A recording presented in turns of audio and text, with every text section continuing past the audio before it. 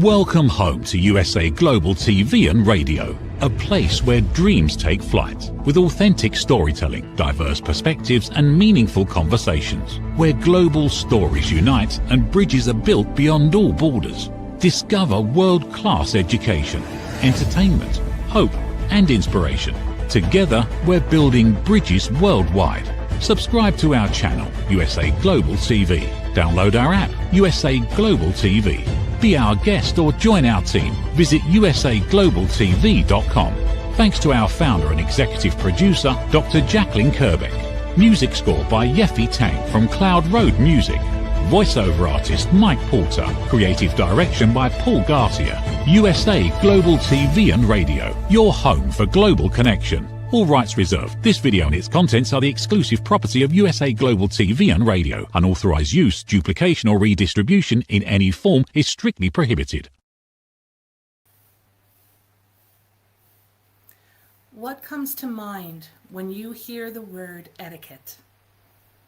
Is it knowing which fork to use? Dressing for a formal occasion? Or is it something bigger than that? Welcome to The Social Edge. I'm Amanda Holmstrom, founder and director of Silver Rose & Co. Every other week on The Social Edge, we'll be taking a look at the social side of life.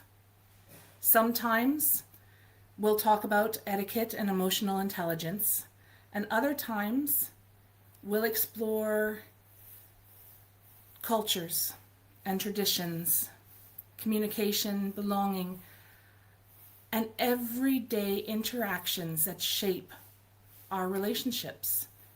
This is a place to ask questions, challenge different assumptions, and discover how small changes can make a real difference in the way we interact with the people around us. Today's question: what is etiquette, and does it still matter? Joining me for our very first episode is the lovely and talented Dr. Jacalyn Kerbeck. Dr. Jacalyn, thank you for coming to The Social Edge. Amanda, congratulations on this pilot episode. What our audience doesn't know is the amount of passion and commitment that you have for etiquette and manners, and to bring it to life on this program. I am so proud of you. Thank you so much. That means the world to me. I'm going to get us started. And I want to start with Dr. Jack, I don't think you realize the number of times that when I tell somebody what I do for a living, they get this blank look on their face and go, manners and etiquette? Can you teach that? Or more often, I will actually have people go, what, do you mean like Downton Abbey? Do we actually need that? And I'll just smile and go, absolutely. We completely need that. And it's not about the fancy manners, or does everyone know how to be proper, as a lot of people have gone, oh, I don't need to know how to be proper. It comes into our everyday lives in the smallest things that we do. So I'm curious, Dr. Jacalyn, when you hear the word etiquette, what comes to mind? Today, what comes to mind is very different than what came to mind probably a year ago before I got certified by the British School of Excellence as an etiquette coach. But today, what comes to mind is emotional intelligence, respect for others. So your initial question and query about, does etiquette mean, is it pulling the chair out for someone? Is it letting someone go before you?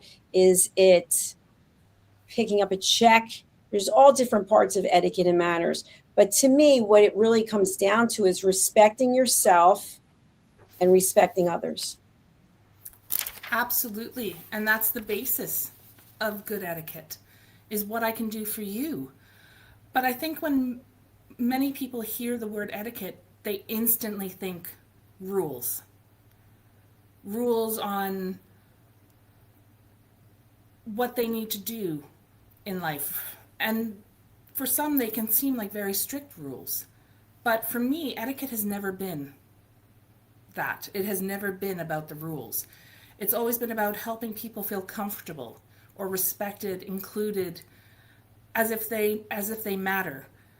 And I like to look at etiquette as the guide that tells me how to do that, and the manners is the behavior that you then put into practice. But I find that people use those two words interchangeably and are not always aware that they're two different things, but so closely related that they can seem like they mean the same thing.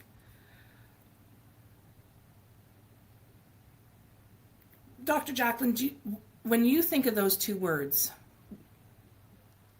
do you think they mean the same thing, or are they two separate? I feel etiquette is the umbrella.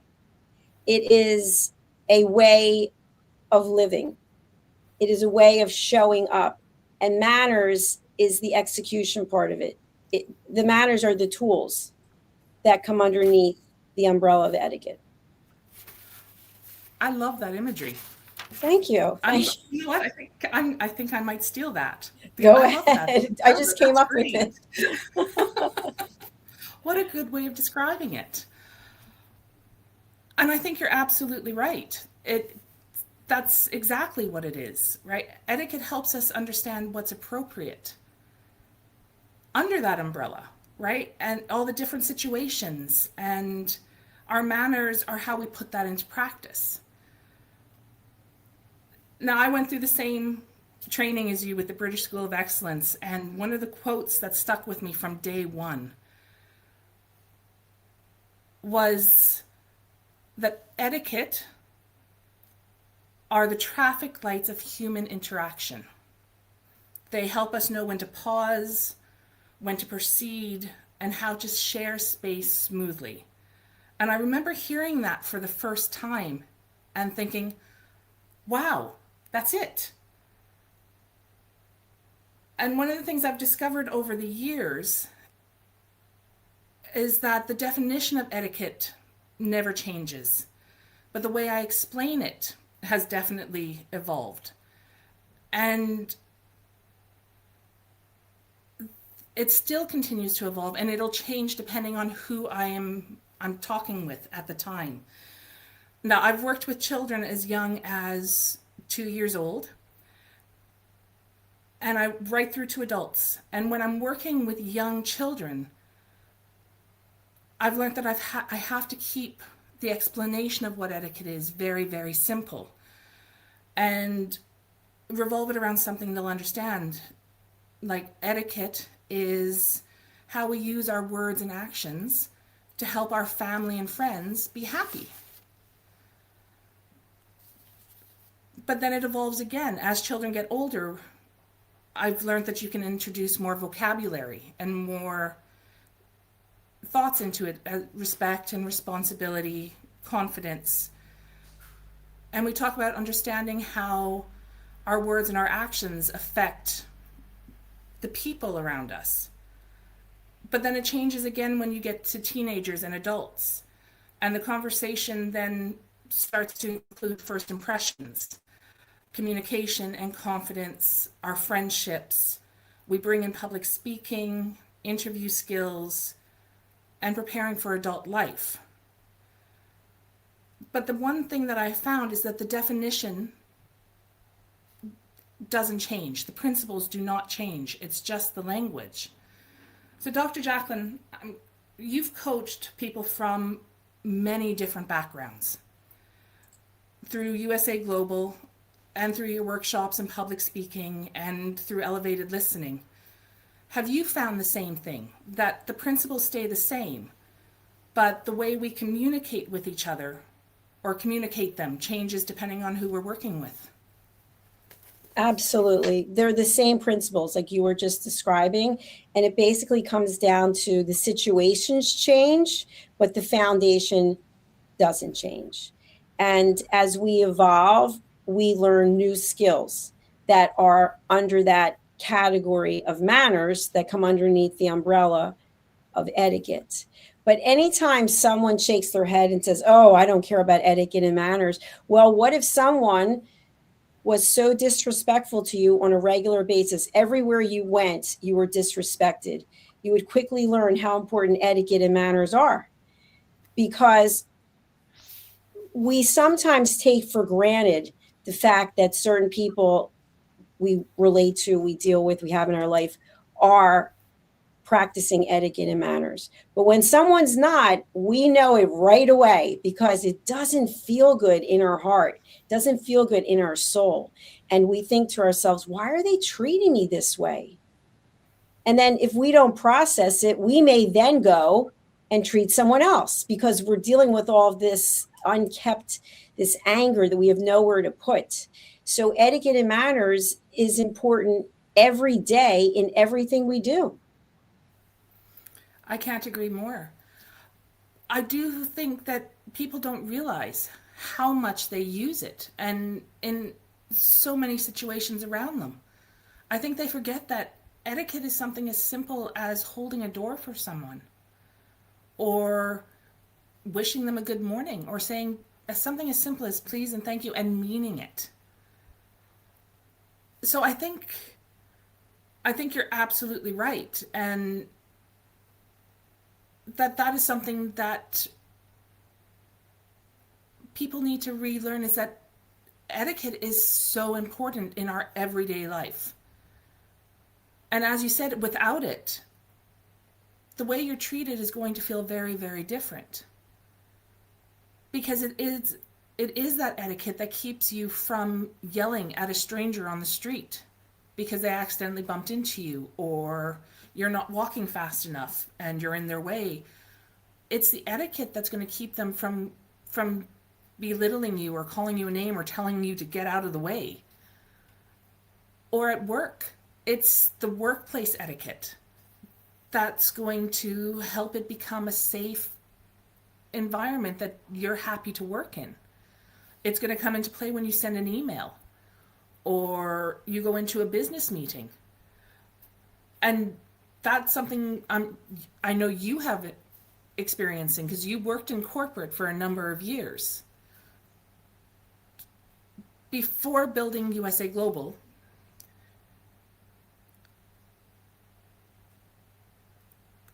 I've lost.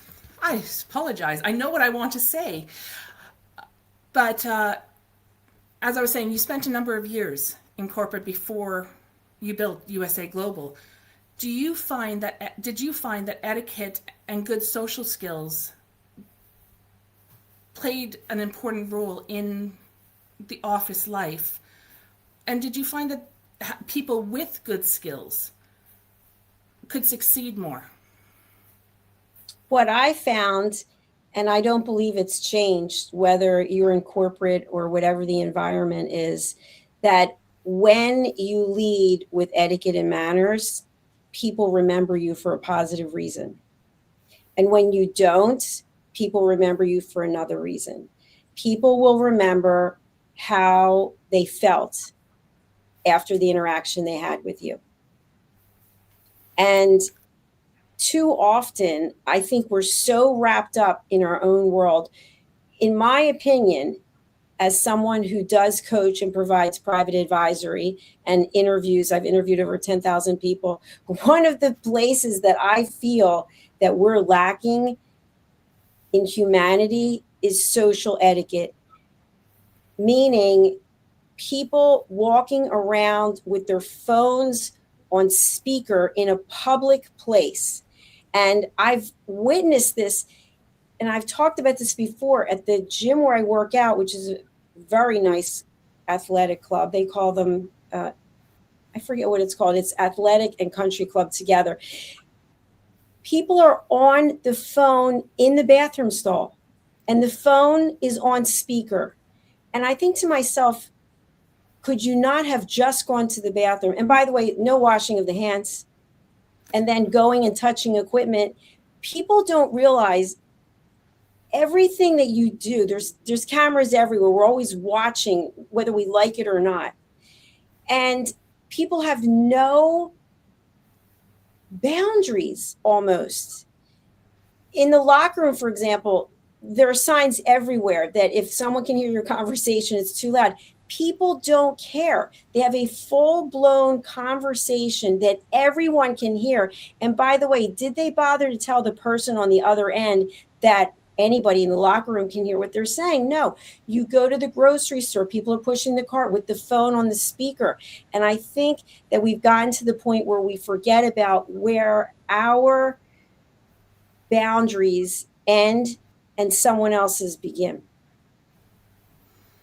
You're absolutely right. And I love the example you used of the bathroom stall, because I've got one of those as well. That it was a couple of years ago, and I was in a mall, I was in Edmonton in a mall, and in the stall, and the person next to me was on a phone call. Very personal, something I know I should not have been hearing.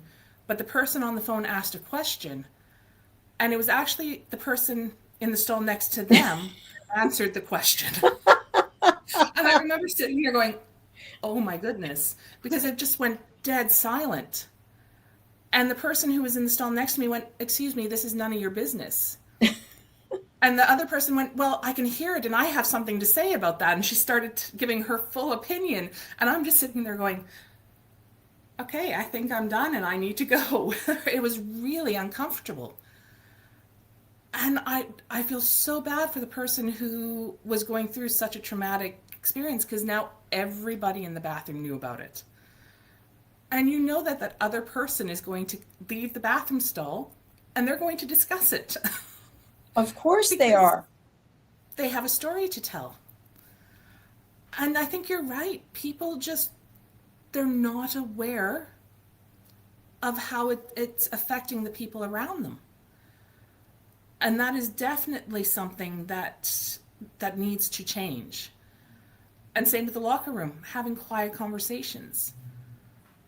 I know for myself, and you can't help it when an argument arises sometimes, because you will have a difference of opinion.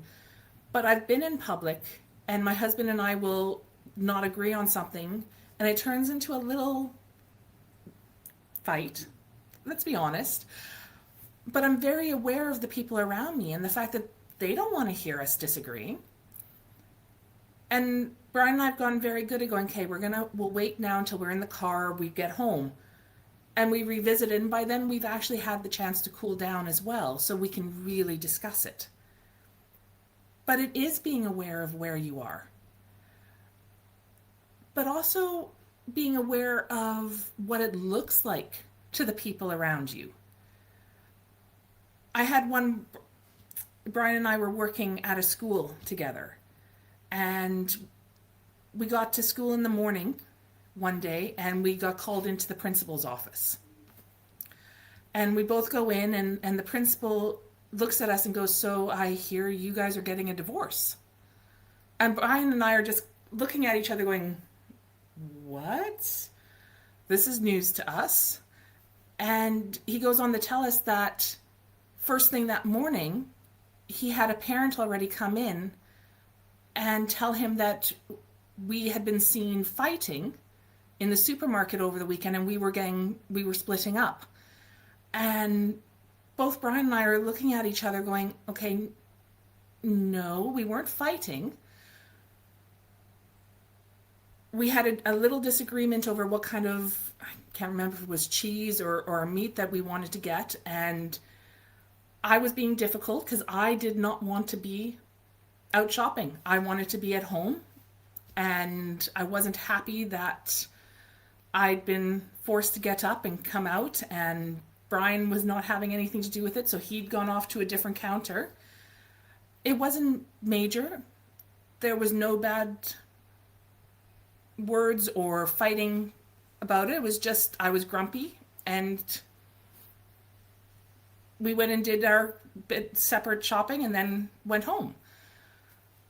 But the principal went, okay, I need to remind you that as teachers, you're always seen. You are in the public eye. And you have to remember that what you put across affects the people who see you. So when we leave our house, make sure you're smiling, you're in a good mood, because the people we interact with will take their cues from how we behave. And if we're not happy, no amount of smiling is going to clear that up, because our body language will say something else, and that will affect them. Dr. Jacalyn, have you ever found something like that for yourself? Absolutely. I think what it comes down to is that old expression about airing dirty laundry. And it is awkward for people in the public when they see a situation unfolding and it looks like something is happening that really people don't want to be a party to.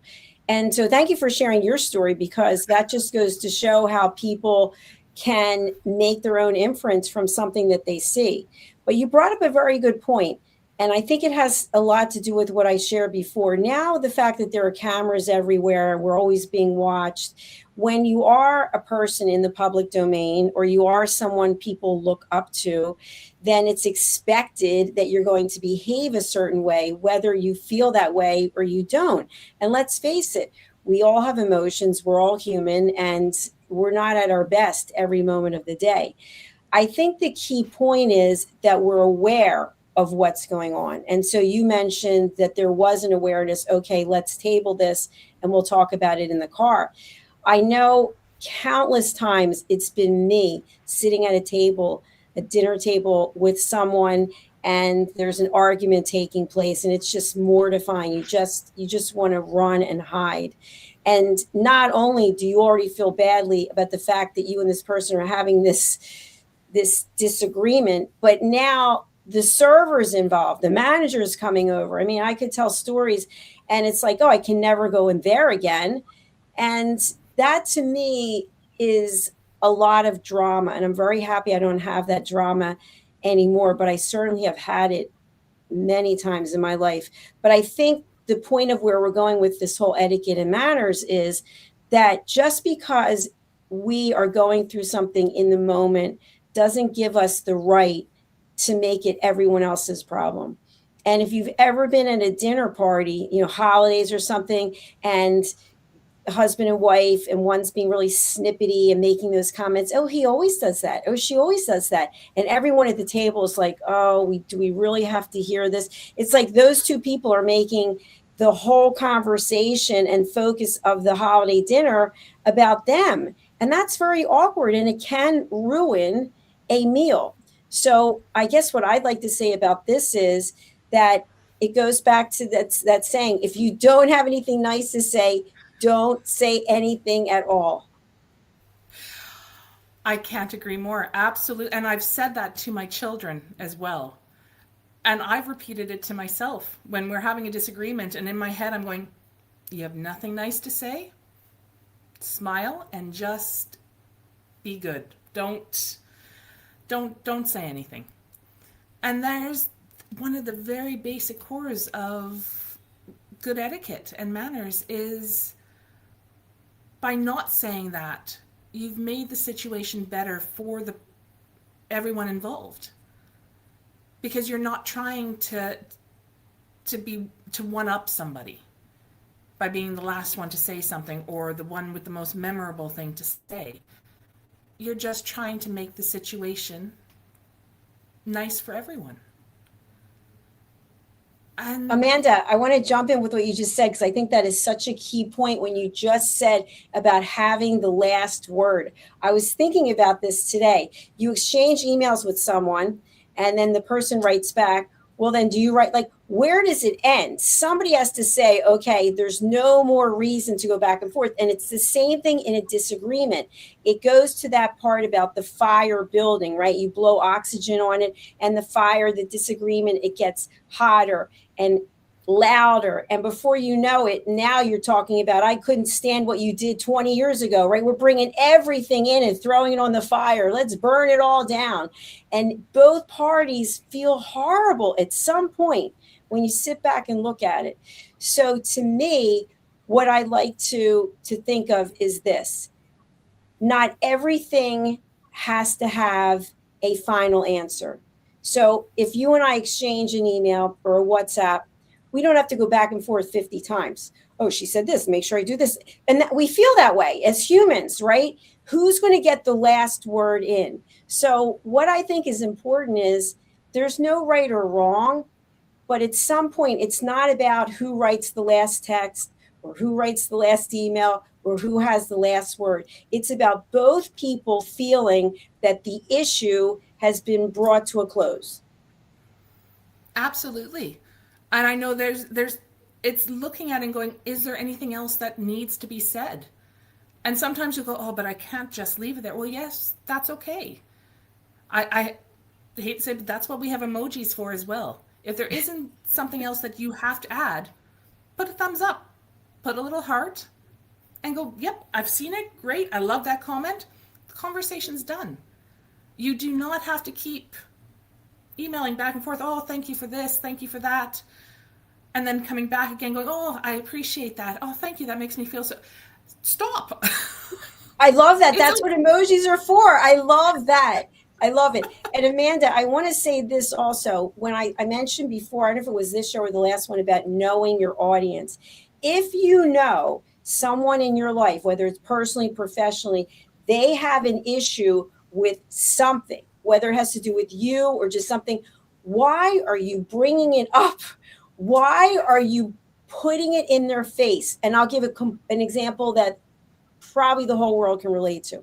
If you know someone does not like the president of the United States, and you decide to tell them how much you do like the president of the United States, well, you have opened a door to say, bonfire, everyone, let's bring it all out. Okay, wear your fire retardant uniform. Just so the point is, if you know your spouse in general, you know your child, your business partner, you know that they have very strong feelings about something, and you're going to bring something that's counterintuitive, and you know they're not open.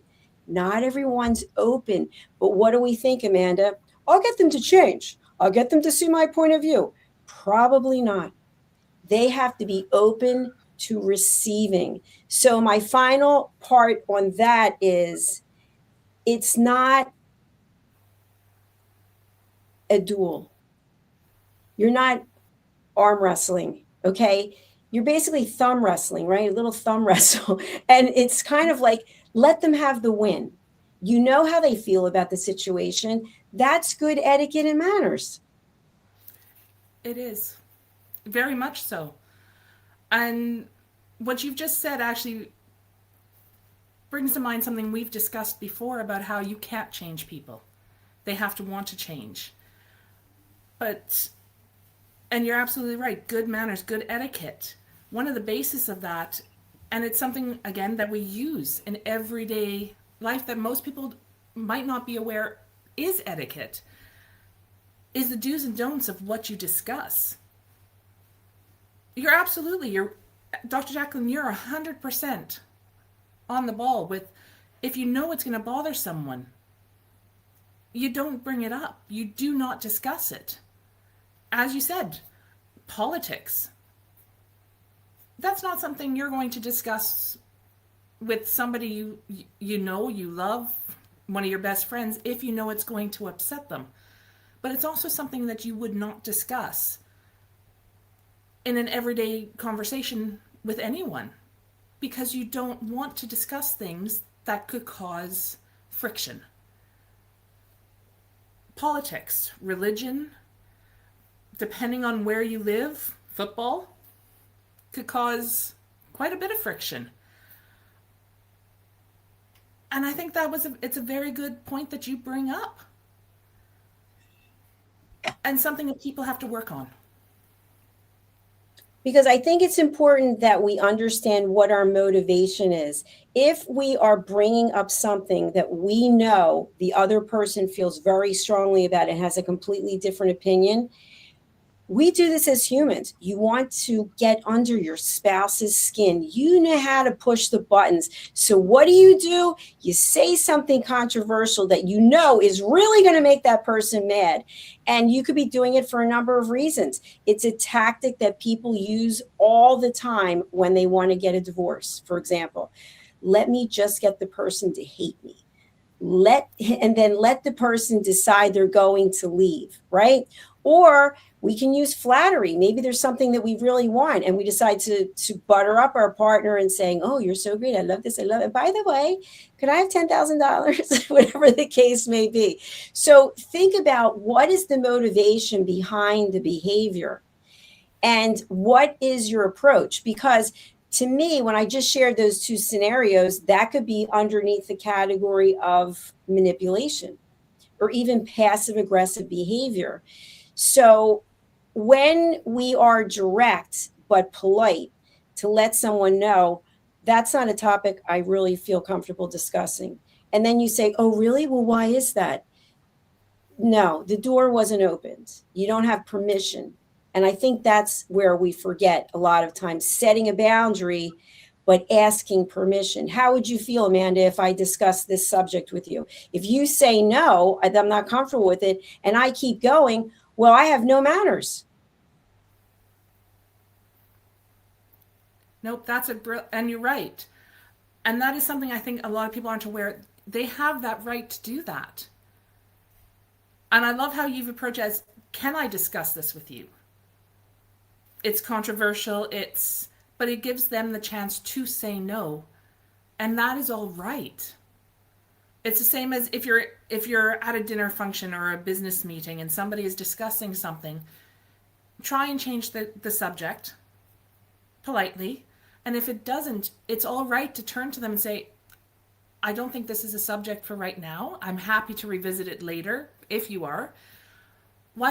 How about we discuss this?" Or just change the subject at that point. And if they still won't acknowledge that this is not something you want to discuss, it is all right to walk away. And that is something a lot of people don't realize, is in their heads, for them to be polite, they have to stay, they have to smile, they have to just listen. But that doesn't protect you. And it's not going to make the people around you comfortable. Because if you're feeling uncomfortable, there's a good chance somebody else is as well. So don't be afraid to go, "You know what, I would like to discuss this later on, but how about right now we discuss," and come up with something. I don't suggest going, "Oh, let's discuss the weather," because they know you're trying to get out of it. Absolutely. And Amanda, an example that I can think of that probably most people can relate to is in the process of growing up and going to school. I remember there were all different cliques of people. And instead of using labels, I'll just describe, there was a group who liked to experiment with drugs, with recreational drugs. And so I knew that if I was invited to a party that one of these people were going to have, that there potentially could be recreational drugs. So I wouldn't be going to the party. I wouldn't have to explain anything because I wouldn't be going to the party. And it's the same thing today. It's probably a big reason why I don't go to parties because it's not for me. But that's very different than judging someone and saying, "Oh," labeling the person and then judging them because they're doing something that it doesn't sit with you. But if it doesn't infringe on your rights, and it's legal, right? If it's illegal, that's another story. But that involves you taking another step if you're going to do something, if you witness something, right? But you can say, "I hope you have a nice time.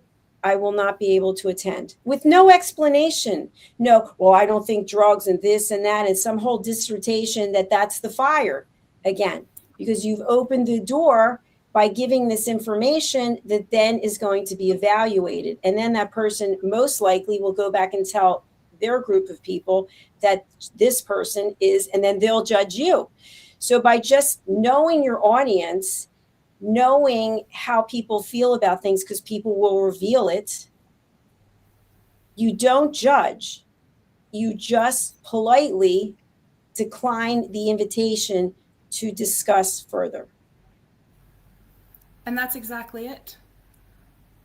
But part of that then, and I think this is a very, very important part of etiquette, is listening. Is if somebody is telling you they're uncomfortable or they're showing signs that they're uncomfortable, you have to listen. And everyone will say, oh, I know how to listen. I know how to. My example would be this. My husband comes home every day, and the first thing I ask him is, how was your day? There are times that I listen with half an hour, I'm doing something else. So I'm not actually giving him the attention to the question that I asked. Whereas I should be stopping going, how was your day? And actually listening to him. Or if somebody is telling me that they're uncomfortable with something, am I actually taking in what they're saying? Or am I going, oh yeah, they're uncomfortable, whatever, you know what, blah, blah, blah, blah, blah.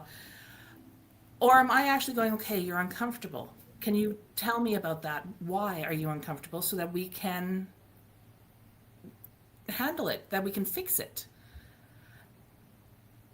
But I do think that is one of the most important etiquette skills that people can possibly learn.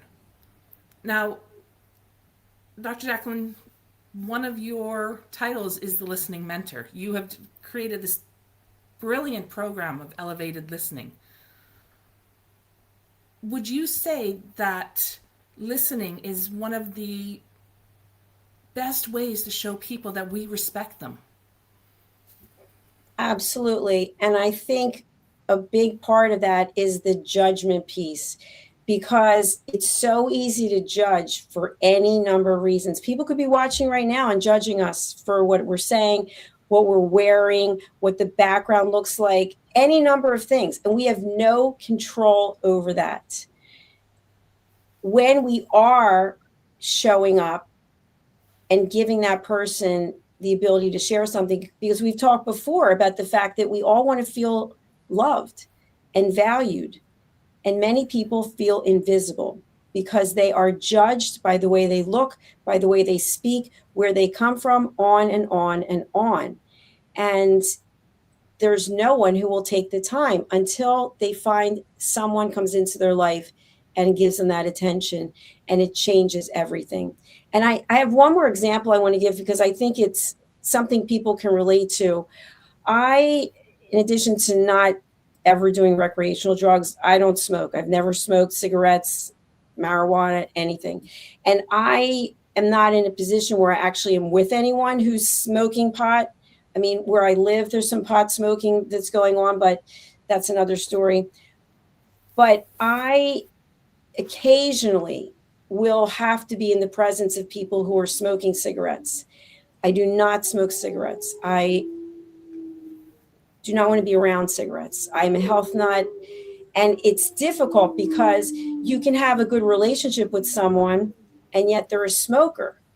And so how do you handle that? And I've been in that situation, and it is awkward because the person has the right to smoke, right? It is legal to smoke cigarettes. They can smoke their cigarettes, especially if they're in their home.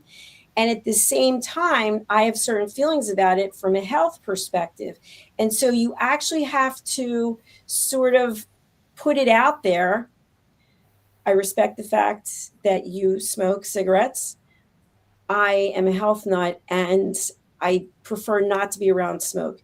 You don't go through a whole long dissertation. My father died of cancer. Like, no one cares. No one wants to know it. Then the person knows. And so they have a choice. They can say, okay, if I'm going to be in her presence, I'm not going to smoke, or I am going to smoke. And then she has to figure out what she's going to do. So the point is, you can stand up for what you feel in a respectful way. And it may come down to you having to make a choice, which is that you can't have that person in your life, because if they're doing something, but you're not judging them, that is the big distinction that I want to make. Because as soon as we start judging and labeling, we're getting into that negativity and we're forgetting about manners and etiquette.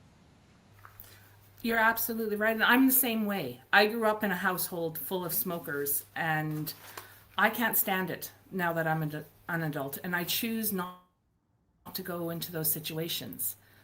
And I agree with you. It is just putting your boundaries in place. And in Canada at the moment, that also includes marijuana products. I cannot stand the smell. I can't stand the effect that it has just walking through somebody's secondhand smoke. And so I choose not to be in those situations. And I've done the same thing as you have, where I go to the person, I don't smoke. I prefer not to have it around me. Would you mind? And you know what? Most people are quite good at then going, okay, I'm just going to go outside and I'll come back, and fabulous. But sometimes if it's that much of a deal breaker, then you're absolutely right. You have to make that choice on whether that is somebody you want to be around. But Dr. Jacalyn, we are out of time for today, though I could go on talking about this subject for forever. It is a subject that's dear to my heart. I want to thank you so much for joining us on this first episode of The Social Edge. Before we say goodbye, could you please let our viewers know where they can get a hold of you and who you would like to hear from? Absolutely. Thank you, Amanda. Well, if people want to find me, you can find me on USA Global TV and Radio, because I am here every day, actually 7 days a week, producing shows or hosting shows. And if you're interested, you can be a guest. You can go to our website, which is right here, USA Global TV and Radio, and you can book your interview here. You will see all the shows that we have, including The Social Edge, and you can go ahead and book in and be a guest. We would love to have you. So thank you again, and congratulations on your pilot episode. Thank you so much, Dr. Jacalyn. If there is a thought that I would like to leave you with today, it's this. Etiquette isn't about being perfect. And it's not about knowing every rule. It's about the way we make other people feel. Every conversation we have, every door we hold open, every introduction we make, and every time we truly listen to another person, we're making a choice about the kind of experience we leave behind. So perhaps this week, instead of asking, what are the rules? Ask yourself, what can I do to help someone feel comfortable and feel respected?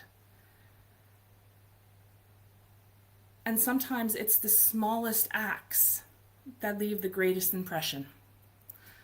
I am Amanda Holmstrom. I am the founder and director of Silver Rose & Co.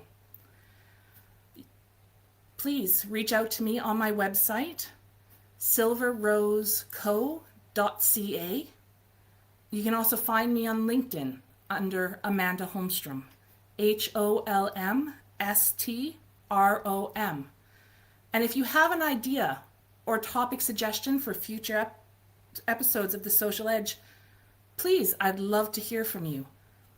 You can visit the website or connect with Silver Rose on Facebook and Instagram. And if you would like to be a future guest, please go to the USA Global TV and Radio website and fill out the guest registration form.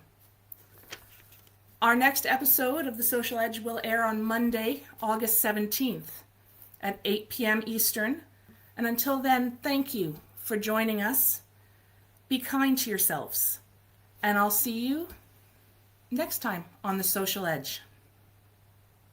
How much of your value have you been giving away? Saying yes when the answer should have been no? Lowering your price to secure the opportunity? Giving more while receiving less? Over time, it adds up. Until one moment brings clarity, you've been giving away your value. This is not about working harder. This is not about doing more. It's about boundaries. It's about pricing. It's about respect. From Dr. Jacalyn Kerbeck comes a direct and necessary message. Stop over-delivering. Stop underpricing your expertise. Stop negotiating against yourself. Because when you recognize your value, everything changes. Stop giving away your value. Boundaries, Pricing, and the Business of Respect. Available now wherever fine books are sold and on Amazon. A film by USA Global TV and Radio. Executive producer Dr. Jacalyn Kerbeck. Videographer and cinematic production Paul Garcia. Voiceover by Ed Wargas. Stop giving it away. Start owning it. USA Global TV and Radio proudly presents Tracy Cram-Perkins, a dementia caregiving survivor teaching how to balance care with peace of mind. #1 resource for dementia caregivers. It's the book Dementia Home Care: How to Prepare Before, During, and After. Over 17,000 copies sold of this must-have guide. And now a testimonial from Tracy Smith. If I was to describe this book to someone who is going through a similar situation, I would underscore how important it is to have some sort of a tool or a guidebook to help you through certain stages. And there's so many, it's such an unknown topic to the average person. And to have this as a reference is essential. It's going to help you get through it personally, as well as help your loved one manage. To learn more, go to TracyCramPerkins.com. Tracy Cram-Perkins is an award-winning author. She's also the host of Dementia Home Care television show. Watch it here on USA Global TV and Radio. Thank you, viewers and listeners of USA Global TV and Radio, for joining us today. We're honoured to have your time and attention as part of our global community. At USA Global TV and Radio, we believe in the power of authentic conversations, meaningful connections, and creating a world of possibilities together. Want to be part of something bigger? Join our team of elevated listeners at usaglobaltv.com, a space where your voice matters and your ability to listen transforms relationships. Stay connected with us across all our platforms for thought-provoking discussions, expert insights, and empowering stories. Subscribe to our channels at youtube.com/c/USA Global TV. Follow us on social media and explore the endless opportunities we're creating for growth, learning, and inspiration. Together, we're not just broadcasting, we're building bridges and changing lives one conversation at a time. For inquiries, contact us at info@usaglobaltv.com. Produced by Executive Producer and Director Dr. Jacalyn Kerbeck. Voiceover by Mike Porter. Creative direction by Paul Garcia. All rights reserved. Visit usaglobaltv.com to view our full terms and conditions.